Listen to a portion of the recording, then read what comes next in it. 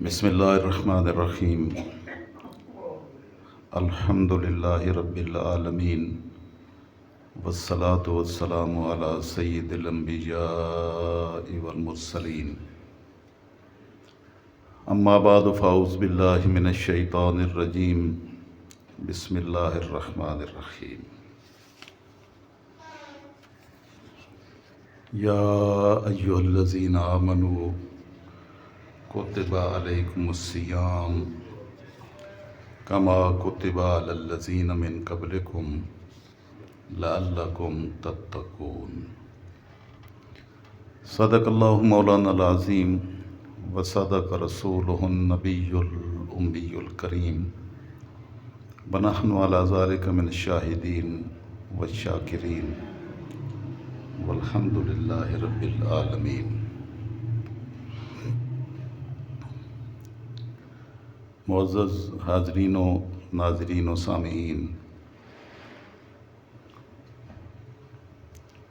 اللہ رب العزت کا بے حد و بے حساب لطف و کرم اور فضل و احسان ہے کہ اس نے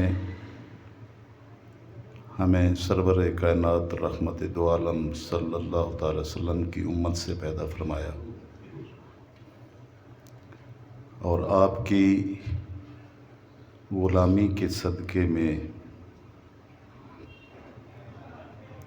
اپنی خصوصی رحمتوں، کرم نوازیوں اور برکتوں کا مستحق ٹھہرایا۔ پچھلے خطبہ جمعۃ المبارک میں نے اس تصور کو واضح اور راسخ کرنے کی کوشش کی تھی کہ مالک الملک اپنے بندوں پر اتنا رحیم، اتنا کریم، اتنا مہربان ہے کہ وہ اپنے سارے بندوں کو بخشنا چاہتا ہے، کیونکہ کسی کو تکلیف یا عذاب میں مبتلا کر کے مالک خوش نہیں ہوتا، بلکہ معاف کر کے اتنا خوش ہوتا ہے کہ اس کی رحمت اپنے بندوں کے توبہ کرنے اور اللہ کی طرف رجوع کرنے کا انتظار کرتی رہتی ہے۔ بس بندوں کی ہی بد نصیبی ہے کہ اس کی رحمتوں کی ندائیں آنے کے باوجود بندہ منہ موڑ کر اس کی بارگاہ کے قریب آنے کی بجائے دور بھاگتا رہتا ہے، اور اس کی رحمت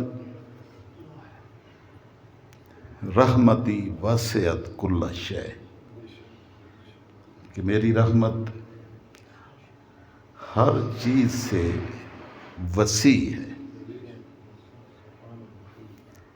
تو اس کی رحمت انتظار کرتی رہتی ہے، اور وہ فرماتا ہے ما یفعل اللہ بعذابکم، اللہ تمہیں عذاب میں مبتلا کر کے کیا لے گا؟ اگر تم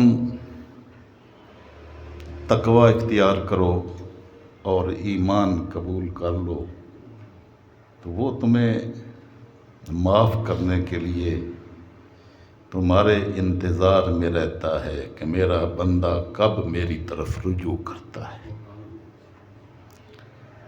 اصل میں وہ اپنی رحمتیں، برکتیں، کرم نوازیاں، اپنے احسانات بندوں پر کرنا چاہتا ہے، جو اس کی طرف منہ کر لے وہ خوش نصیب ہوتا ہے، اور جو اس سے منہ موڑ لے وہ بدبخت و بد نصیب ہوتا ہے۔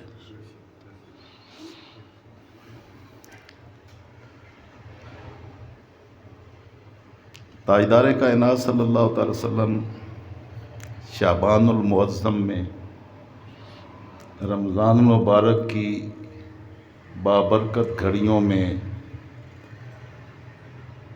اللہ کی بندگی اس کی عبادت و ریاضت اور اس کی بارگاہ میں روزوں اور قیام اللیل اور ہر خیر کے کام کے لیے بھرپور تیاری فرماتے، اس لیے کہ وہ شعبان معظم یہ ایمان کے پودے کو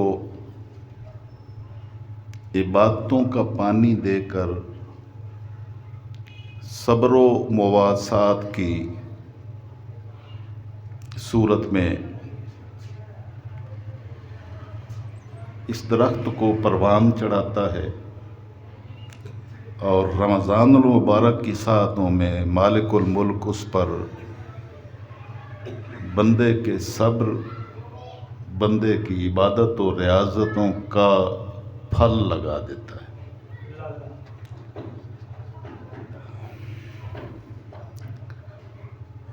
یہ شعبان معظم جو اب اختتام پذیر ہو رہا ہے، اس میں روزے فرض کیے گئے،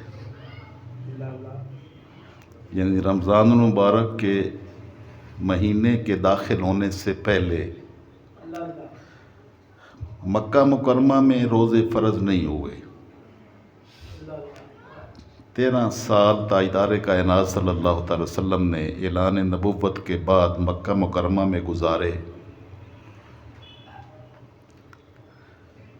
لیکن وہاں بندوں کے عقائد کو درست کیا گیا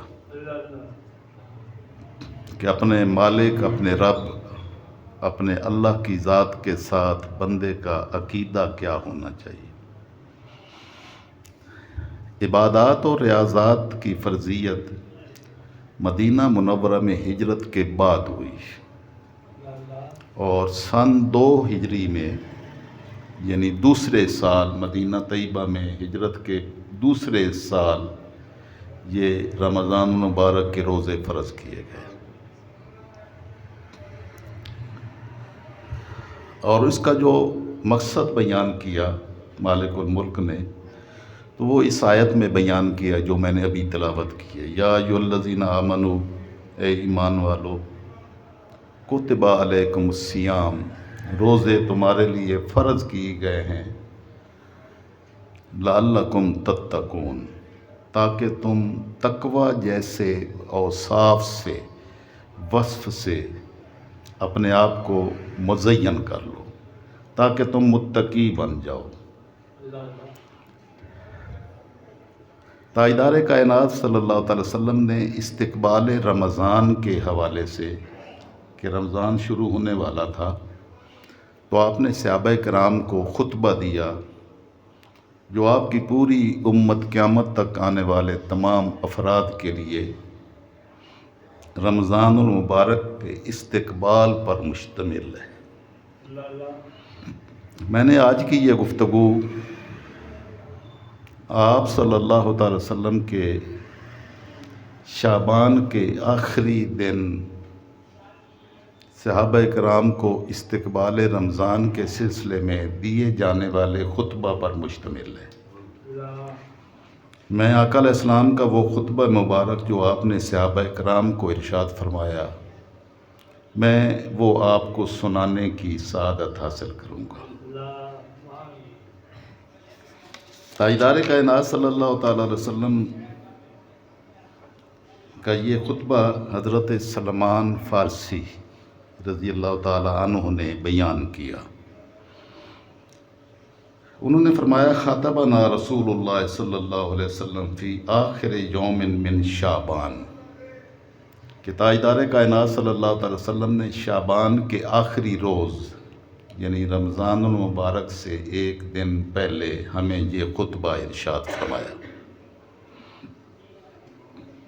اور خطبہ کیا تھا؟ خطبہ اس رمضان المبارک کی بابرکت ساعتوں کے بیان پر مشتمل تھا۔ آپ صلی اللہ تعالی وسلم نے ارشاد فرمایا، یا ایھا الناس، اے لوگو، قد اظلکم شہر عظیم مبارک، تمہارے اوپر آنے والا ہے ایک بڑی عظمتوں اور برکتوں والا مہینہ، شہر فیہ لیلۃ خیر من الف شہر۔ کتنی برکتیں ہیں، کتنی عظمتوں والا ہے، اور کتنی خیر بٹتی ہے اس ماہ مبارک میں۔ تو تاجدار کائنات صلی اللہ تعالی وسلم نے فرمایا کہ یہ وہ مہینہ ہے کہ جس کی ایک رات کو مالک الملک نے 1000 مہینوں کی راتوں کی عبادتوں سے افضل بنا دیا ہے۔ صرف ایک رات 1000 مہینوں جتنی نہیں ہے، اس سے بہت بہتر ہے، اس سے بھی زیادہ عظمتوں کی حامل ہے۔ تو وہ پورا مہینہ کتنی برکتوں کا حامل ہوگا جس کی ایک رات 1000 مہینوں کی برکتوں سے زیادہ افضلیت رکھتی ہے۔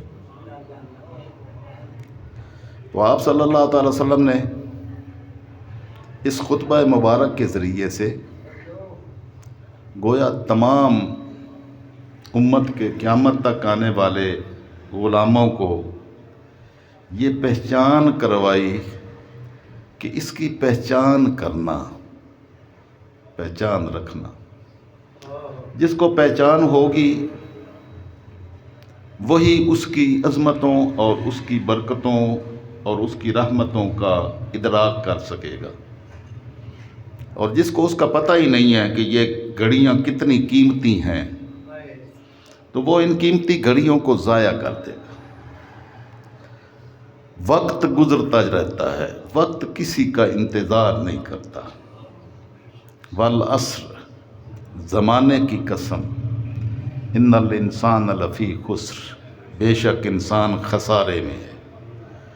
یعنی اس کی زندگی سے ہر روز ایک دن کم ہو جاتا ہے، وہ چاہے تب بھی کم ہو جاتا ہے، نہ چاہے تب بھی کم ہو جاتا ہے۔ وہ عبادت اور ریاضت میں دن گزار دے تب بھی وہ دن گزر جاتا ہے، اور نافرمانی اور اللہ کی بارگاہ سے انحراف کرتے ہوئے گناہوں کے اندر لت پت وہ گھڑیاں ضائع کر دے تب بھی ایک دن اس کی زندگی سے کم ہو جاتا ہے۔ یہ زمانہ انتظار نہیں کرتا، وقت گزرتا رہتا ہے۔ میرے والد صاحب رحمۃ اللہ تعالی علیہ نے مجھے ایک جملہ بولا اور ساری بات مجھے اس میں سمجھا دی۔ انہوں نے فرمایا کہ بیٹا، کوئی پھولوں کی سیج پر سوئے، وزیر اعظم کی کرسی پہ بیٹھے، اعلیٰ سے اعلیٰ کھانے کھائے، اس کا بھی ایک دن ہی گزرتا ہے، اور ایک فقر و فاقہ میں، بے کسی کے عالم میں، غریبی کے عالم میں، مصیبتوں اور پریشانیوں کے عالم میں گھروں سے محروم سڑک پر گزار دے تو اس کا بھی دن نہیں گزرتا ہے۔ ایسا نہیں ہوتا کہ اس کا دن گزرے اور اس کا آدھا دن بھی نہ گزرے یا چند گھڑیاں گزریں، دن برابر ساری مخلوق کا برابر گزرتا ہے۔ بس دیکھنا یہ ہے کہ کس کا گزرا کیسے ہے۔ جس کا دن اللہ رسول صلی اللہ تعالی وسلم کی فرما برداری میں گزرا وہ بہت اچھا گزرا، اور اس کے مقابلے میں کروڑوں نعمتوں کا حامل شخص اللہ کی یاد سے غافل رہا تو اس نے اپنا دن برباد کر دیا۔ بس یہ نصیحت اپنے پلے باندھنا، کبھی حق سے انحراف نہیں کر سکو گے، کہ اس وقت کا احساس کریں، اس کی گھڑیوں کا ادراک کریں کہ یہ وقت واپس نہیں آتا۔ قیامت کے دن سارے لوگ، کافر لوگ بھی کہیں گے کہ باری تعالیٰ ہم نے زندگی برباد کر دی، ایک مرتبہ ہمیں واپس بھیج دیں تو دوبارہ یہ کام نہیں کروں گا سوائے تیری فرما برداری اور اطاعت کے، میں سجدہ ریز رہوں گا۔ لیکن وقت واپس نہیں آتا۔ ہاں وقت واپس نہیں آتا، اس لیے وہ انسان خسارے میں ہے جو وقت کی قدر نہیں کرتا۔ اس لیے تاجدار کائنات صلی اللہ تعالی وسلم نے اپنی امت کو یہ سبق سکھایا کہ لوگوں بڑی عظمتوں والا مہینہ آ رہا ہے، تیاری پکڑ لو۔ آقا علیہ السلام کس کے تہ بند باندھ لیتے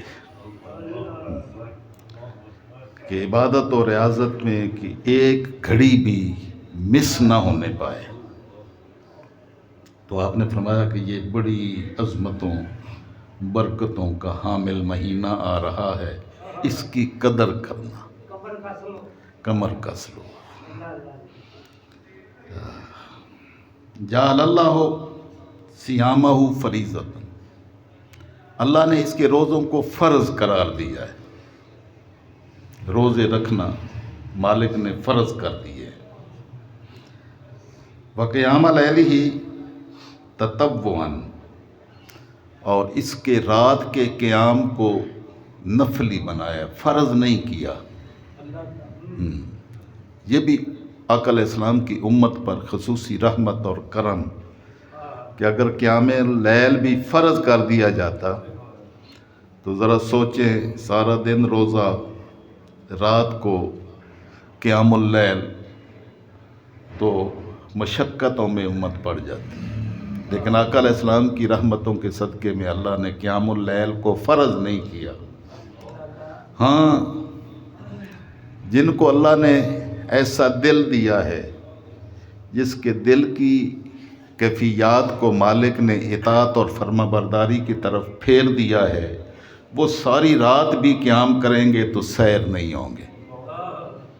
سیدہ فاطمہ الزہرا عشاء کی نماز کے بعد بچوں کو سلا کر مصلی پر بیٹھتی، کھڑی ہوتی، اور سجدہ میں جب جاتی تو اتنا طویل سجدہ کرتی کہ فجر کی اذان ہو جاتی۔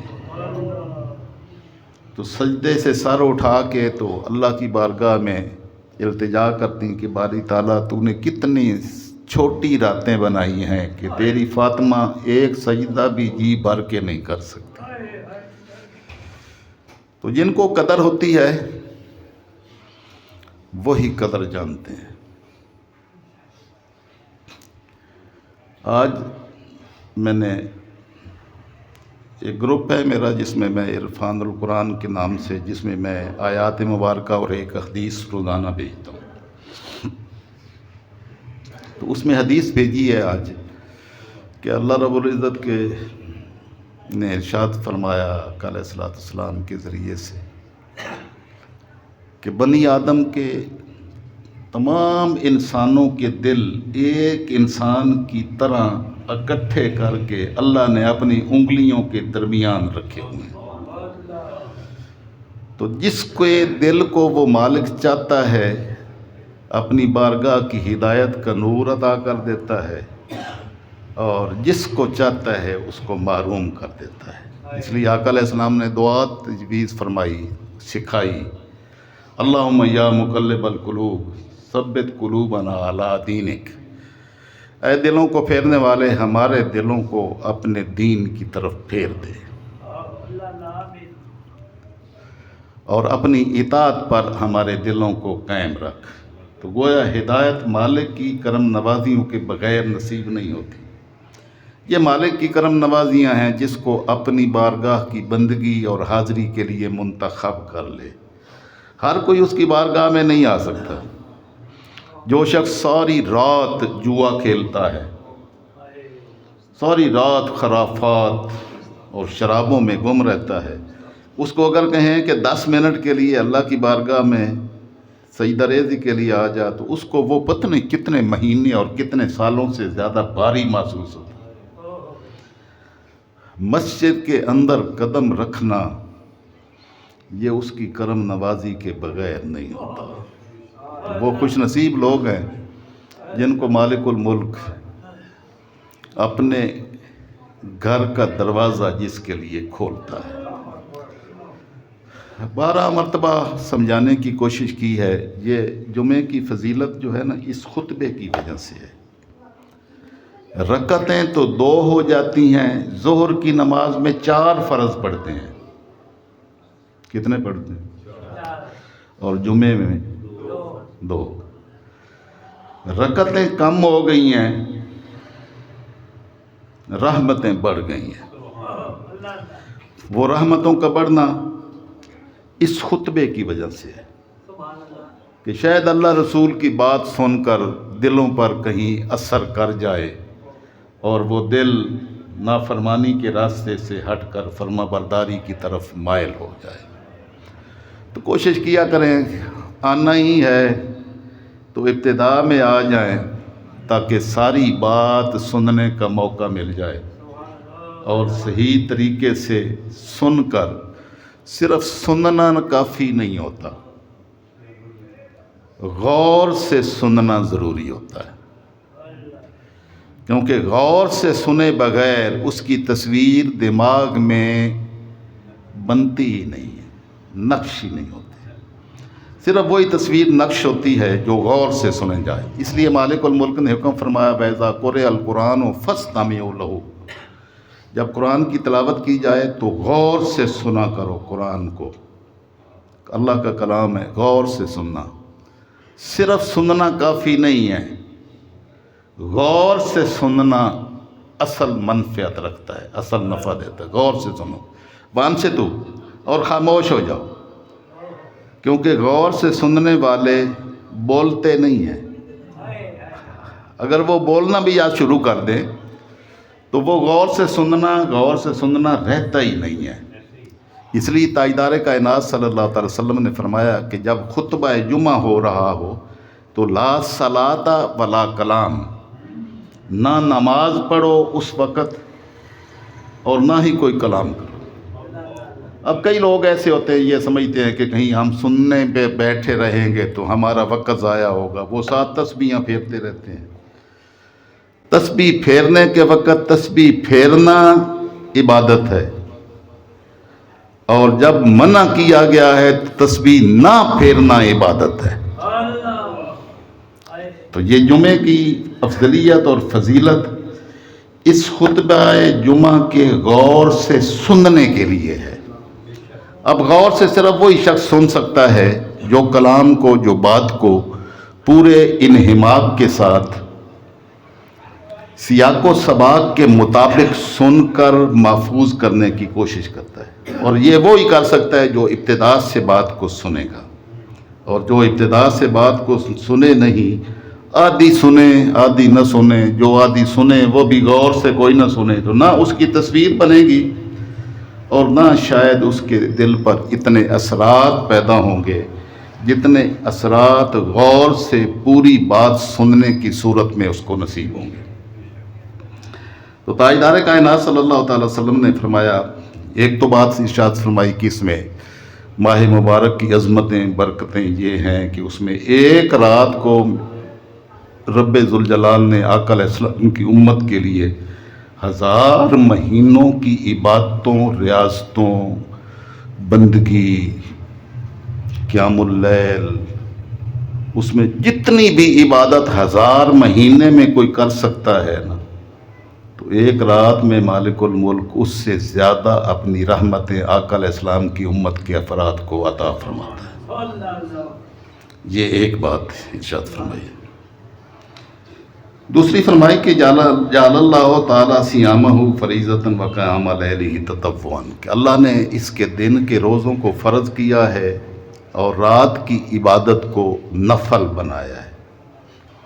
کوئی کر سکے تو جتنا زیادہ کر سکے وہ بھی کم ہی ہوتا ہے. 2 تیسرا فرمایا من تقرب فیہ بخصلۃ من الخیر کان کمن اتی فریضۃ فیما سواہ. اس ماہ مبارک کی عظمتوں میں ایک عظمت اور ایک خصوصیت، ایک برکت یہ ہے کہ باقی سارے سال میں جو کوئی نیک اور اچھا کام، خواہ وہ نماز کی شکل میں ہو، خواہ وہ تلاوت قرآن کی شکل میں ہو، کیا وہ سجدہ ریزی کی صورت میں ہو، خواہ وہ صدقہ خیرات کرنے کی صورت میں ہو، سارے خیر کے کام جو پورے باقی سال میں جو انسان ایک نفلی کام کرتا ہے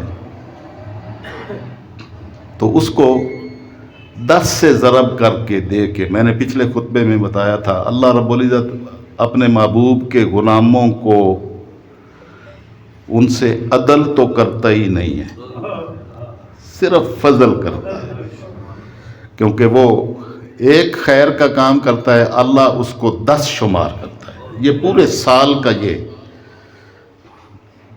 کوئی مہینہ ہو، کوئی دن ہو، کوئی رات ہو، یہ مالک کا اپنے محبوب کے غلاموں پر پہلا خصوصی کرم ہے۔ اس رمضان المبارک میں فرمایا کہ جو شخص کوئی نفلی کام کرتا ہے اور نفل ادا کرتا ہے وہ 10 گنا سے ضرب تو کھائے گا ہی سے، لیکن اللہ رب العزت اس کا وہ نفلی کام اپنے ہاں فرض شمار کرتا ہے کہ اس نے نفل ادا نہیں کیے، اس نے فرض ادا کیے۔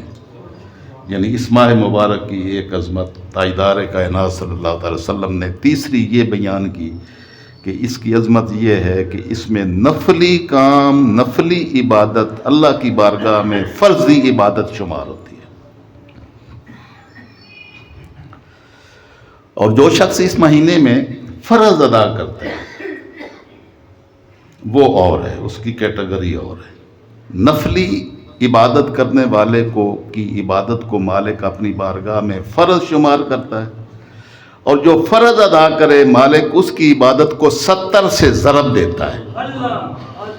گویا اس نے ایک فرض ادا نہیں کیا ہے، مالک اپنی بارگاہ میں شمار کرتا ہے کہ اس ماہ مبارک میں جس نے فرض ادا کیا ہے وہ میری بارگاہ میں 70 فرض ادا ہوں گے، 70 فرض شمار ہوں گے۔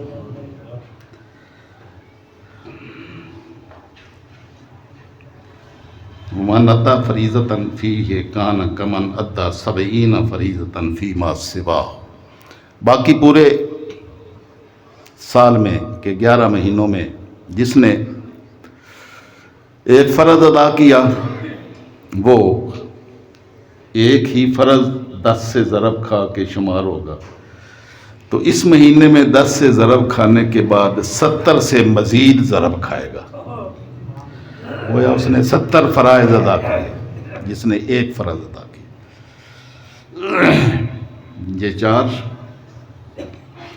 پانچویں بات فرمائی وہ شہر الصبر، یہ صبر کا مہینہ ہے، اور صبر کرنے والوں کے لیے مالک نے کیا فرمایا؟ ان اللہ مع الصابرین، صبر کرنے والوں کے ساتھ اللہ ہوتا ہے۔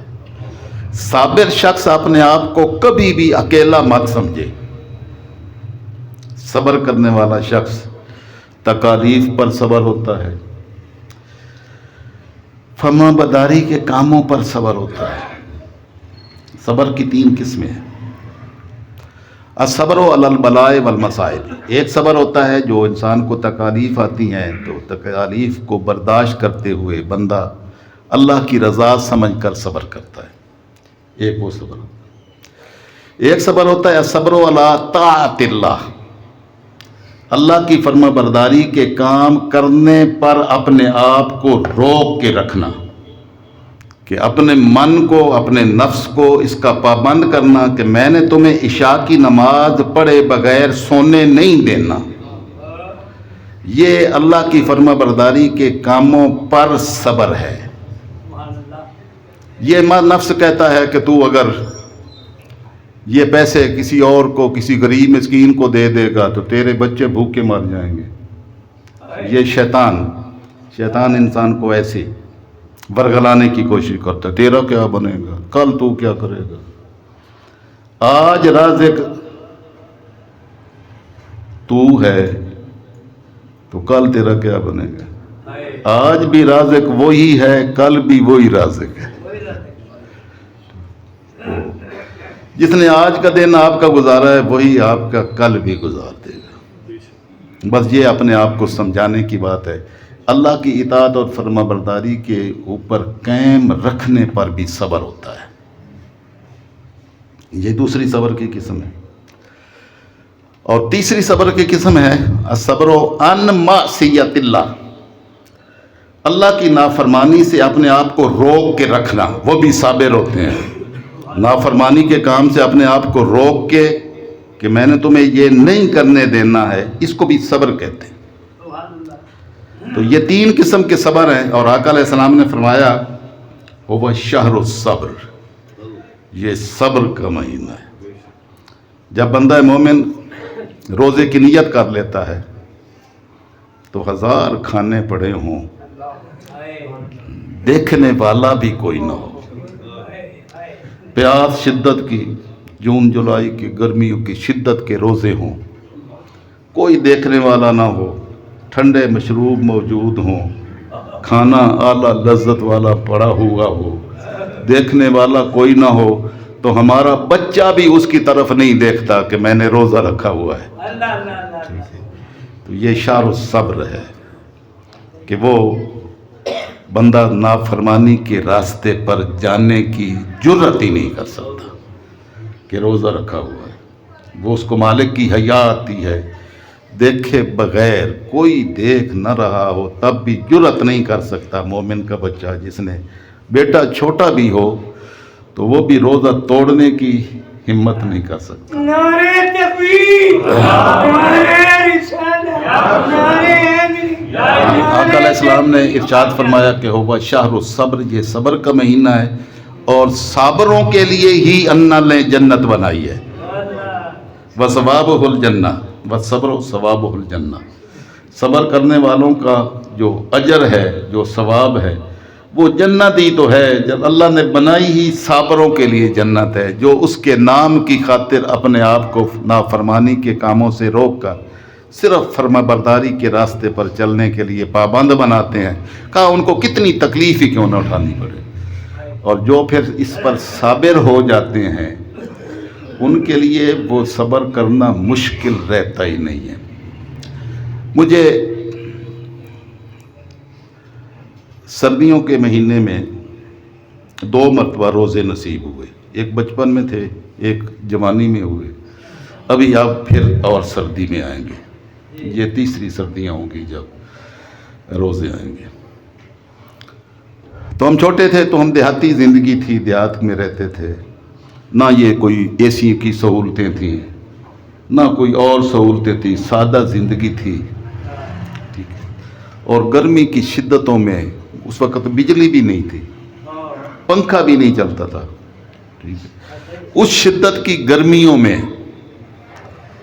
ہم نے روزے رکھے، ٹھیک، اور مالک اس پر صبر دے دیتا تھا۔ آپ روزے کے بغیر مجھے بغیر کھائے پیے روزہ نہ رکھیں، اور بغیر کھائے پیے ایک دن گزار کے دکھائیں، نہیں گزار۔ یہ صبر آتا ہی تب ہے جو روزہ رکھنے والا ہوتا ہے، یعنی وہ روزے میں اللہ اتنا صبر اور اتنی طاقت اور اتنی قوت دے دیتا ہے کہ وہ گرمی کی اس شدت میں بھی صابر ہوتا ہے، اور اس کو اللہ کریم اتنی طاقت اور قوت دیتا ہے۔ مومنین کے بچے، مومن بندے، ان کی اولادیں، ان کی خواتین، جن کو ایمان کا نور نصیب ہوتا ہے، وہ اتنی طاقت اور اتنی قوت دیتا ہے مالک الملک ان کو کہ وہ کر سکتے ہیں جو کبھی کوئی سوچ بھی نہیں سکتا۔ وشہر المواسات، آقا علیہ السلام نے ایک اور بات ارشاد فرمائی کہ یہ غم گساری کا مہینہ ہے، کہ اپنے دوسرے بھائیوں کا کتنا غم، کتنا درد، کتنا اس کا خیال اس کے من میں رچا بسا ہے۔ تو جس کے دل میں اپنے بھائیوں کی مواسات اور ان کا احساس، ان کی ہمدردی جتنی بڑھتی چلی جاتی ہے، اتنا وہ اللہ کے قریب ہوتا جاتا ہے۔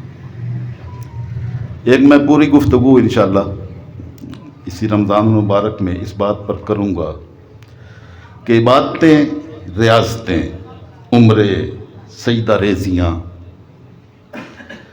یہ ساری ضائع ہو جاتی ہیں جب بندہ اپنے بھائی کی تکلیف پر تڑپ نہ اٹھتا ہو۔ جس کو اپنے بھائیوں کا احساس، دوسرے لوگوں کا احساس نہ ہو، تو وہ لاکھ عمرے کرے، لاکھوں نماز پڑھے، ساری رات مصلے پر گزارے، دوسروں کا احساس نہ کرنے والا، اللہ کی رب العزت کی عزت کی قسم، میں نے جو سارا دین پڑھا وہ دین کا خلاصہ یہ ہے کہ جس کو بندوں کی تکلیف پر من میں ترس نہیں آتا، اس کی باتیں ساری ضائع کر دی جاتی ہیں۔ اللہ اٹھا کے اس کے منہ پر مارتا ہے کہ یہ باتیں لے جا، تیری اس بندگی کا میں محتاج تھوڑا ہوں، میں نے تو اس بندگی کے ذریعے سے تیرے دل میں یہ کیفیت پیدا کرنی تھی کہ تو اپنے بھائیوں کا کتنا احساس کرتا ہے۔ تو بشار المواسات، یہ مہینہ مواسات کا، ہمدردی، غم گساری کا، دوسروں کے دکھ بانٹنے کا مہینہ ہے۔ یہ رمضان المبارک آئے اور آپ صرف اپنے دسترخوان سجائیں اور اپنے آپ کے لیے مختلف انواع قسم کی آپ اپنے لیے افطاریاں، اپنے لیے سحریاں بنائیں، اور آپ کے پڑوس میں آپ کا بھائی روٹی کو ترس رہا ہو تو آپ کی یہ ساری باتیں اٹھا کر منہ پر مار دی جائیں گی کہ مجھے تیری ان باتوں کی کوئی ضرورت نہیں ہے۔ وہ شہر المواسات، یہ غم گساری اور دوسروں کا احساس کرنے کا مہینہ ہے۔ اگر احساس پیدا ہوا تو پھر آپ اپنے آپ کو محسوس کریں گے اور اپنے آپ سے فیصلہ من سے لے لیں کہ آپ نے کتنی مواسات کی ہے، اپنے بھائیوں کے کتنے دکھ بانٹے ہیں۔ اگر دکھ بانٹے ہیں تو آپ کی مختصر سی کی ہوئی عبادت بھی رب ذوالجلال کی بارگاہ میں قبول ہوگی۔ اللہ رب العزت کی بے نیاز بارگاہ ہے، ساری دنیا سجدہ ریزیوں میں گزار دے تو اس کی عظمت و کبریائی میں کوئی اضافہ نہیں ہوتا، اور سارے نافرمان ہو جائیں اور نافرمانی کے راستے پر چلیں تو اس کی عظمت و کبریائی میں کوئی فرق رتی جتنا بھی نہیں پڑتا۔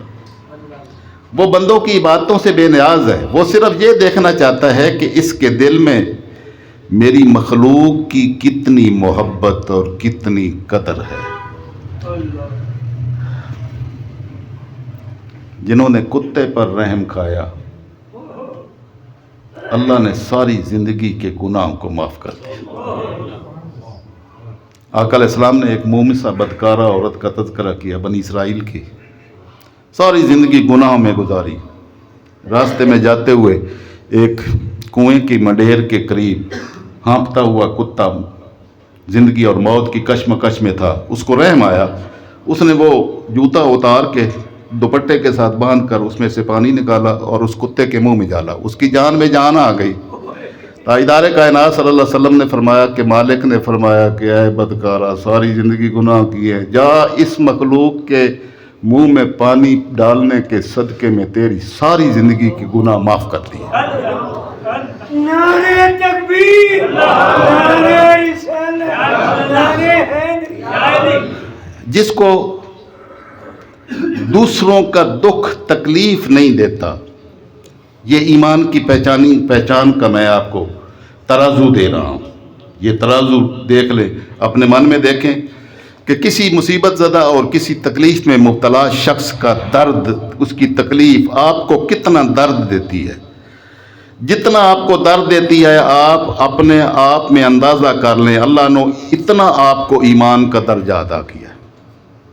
اگر وہ خالی ہے تو آپ ایمان سے خالی ہیں، خواہ لاکھوں نمازیں پڑھیں، لاکھوں حج کریں، لاکھوں عمرہ کریں، کچھ نہیں کیا ہے۔ اللہ اپنے مخلوق کی طرف اٹھی ہوئی نظر کو، مخلوق کی طرف رحمت کی نظر کو اپنی بارگاہ سے رحمتوں سے بھر دیتا ہے۔ یہ مالک الملک بس صرف یہی مومنین، بس یہی ان کو کمال عطا کیا ہے۔ یہ ماہ مبارک جو ہے یہ مواسات کا مہینہ ہے۔ بشار جزاد فی رزق المومن، یہ وہ مہینہ ہے جس میں مومنین کا رزق بڑھا دیا جاتا ہے۔ لوگ بیچارے اس میں پڑے رہتے ہیں، بھئی اس کے پاس یہ وسائل کہاں سے آئے، اس کے پاس یہ چیز کیسے آ گئی، اس کے پاس یہ چیزیں کیسے آ گئیں۔ یہ اس پیمانے پہ پرکھنے میں لگے ہوئے ہوتے ہیں۔ حیرت کی بات ہے، یہ وہ چیز ہے جو کسی کے پیمانے اور عقل کی سوچ پیمانے میں آنے والی ہے ہی نہیں۔ وَهُوَ خَيْرُ الرَّازِقِينَ، اللہ نے اعلان فرمایا، مَا أَنفَقْتُم مِّن شَيْءٍ، جو کوئی شے تم اللہ کی رضا کی خاطر خرچ کرو گے، اللہ کی رضا کی خاطر کسی کو دے گا، خرچ کریں گے تو اب اللہ کو تو دیتے کوئی نہیں ہے۔ خرچ جو اللہ کی رضا کے لیے کرتے ہیں تو کس کو دیتے ہیں؟ مخلوق کو ہی دیتے ہیں نا۔ تو اللہ فرماتا ہے تم نے یہ میری مخلوق کو نہیں دیا ہے، مجھے دیا ہے۔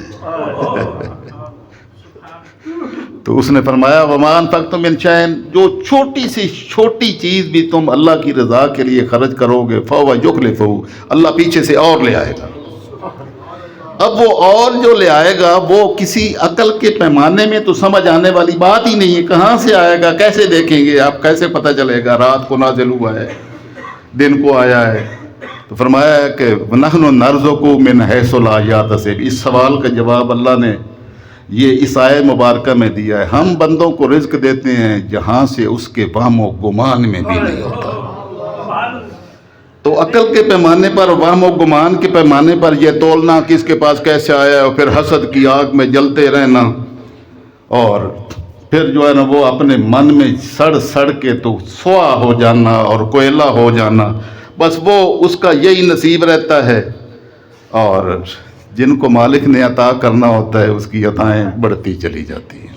وَهُوَ خَيْرُ الرَّازِقِينَ، تو اس کے رزق کا ناپنے کا پیمانہ جو ہے، اب ساری کائنات کی ہر مخلوق کو مالک ہی رزق دیتا ہے۔ یہ تو ہم ادنا سے ادنا ایمان والے شخص کا بھی یہ ایمان تو ہے نا کہ رازق کون ہے؟ رب العالمین، لیکن دیتا بندوں کے ذریعے ہے، اس نے راستے بنائے ہوئے۔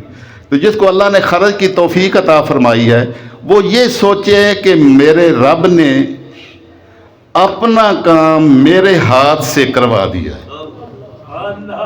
رازق وہ ہے، دیتا وہ ہے، لیکن میرے ہاتھ کو چن لیا تو اس سے بڑی اور سعادت اور خوش نصیبی کیا ہو سکتی ہے کہ مالک نے عطا فرمایا، اب بھی اسی نے ہی دیا ہے، لیکن کندھا میرا چنا ہے، یہ اس کی عنایت ہے۔ تو وہ محتاج نہیں ہے۔ اگر آپ ہم عبادت و ریاضت اور اللہ کی فرما برداری نہیں کریں گے تو مالک دوسری مخلوق کے ذمہ ڈیوٹی لگا دے گا، اس کو کیا کوئی کمی ہے؟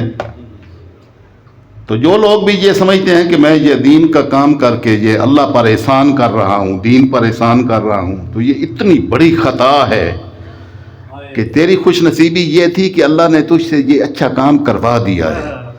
یہ تیرے کمال نہیں ہے، یہ رب ذوالجلال کی رحمت و عنایات کا کمال ہے، اور اس کی عفو درگزر کی جو تیرے کندھے کو مالک نے چن لیا۔ اگر تو اس راستے پر نہیں آئے گا تو مالک کے سامنے تو پتہ نہیں کتنی مخلوق ہے، کسی اور کے کندھے آگے آ جائیں گے۔